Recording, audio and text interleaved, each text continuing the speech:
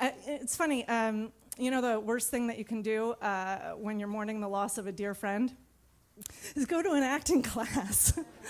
I shared all the same aspirations of stardom as my fellow classmates, but sitting there in the front row watching them emote and do scene work, they all just look so fake and stupid.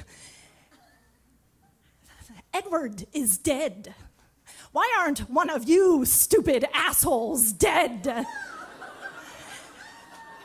To be or not to be, go fuck yourselves. It was a beautiful party, and he was getting his usual drunk. And I was just thinking, I hope it doesn't get as bad as the wedding in Boston. And I hope it doesn't get as bad as New Year's. And I hope it doesn't get as bad as that time last week with his friends. And I hope it doesn't get as bad as that time at the opera. And I hope it doesn't get too bad. I once tried to have a relationship with a man whose penis and personality was so big that when he got off of me, he smiled and said, "You took more than most."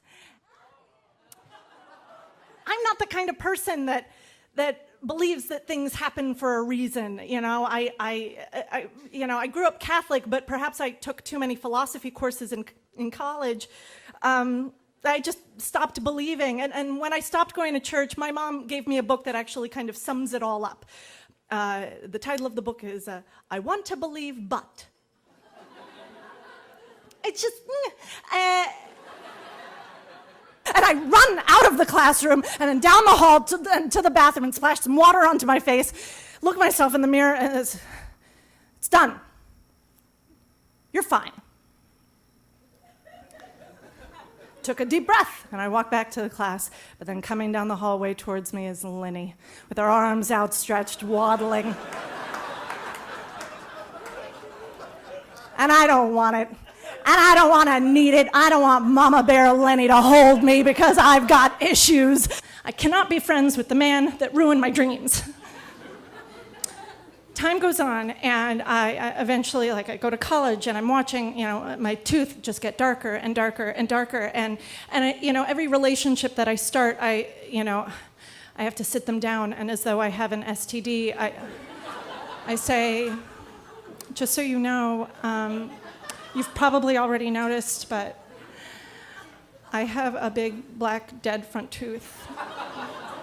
And they would always say, "Oh, I can't see it," and I would knew that they were lying because I could see it, and it was getting darker and darker every single day. And I moved to New York, and eventually, and I'm thinking to myself, you know what, Julia, you don't need to be a Hollywood actress, you can be a stage actress, and you can be on the stage, and everyone will be so far away, they can't see it.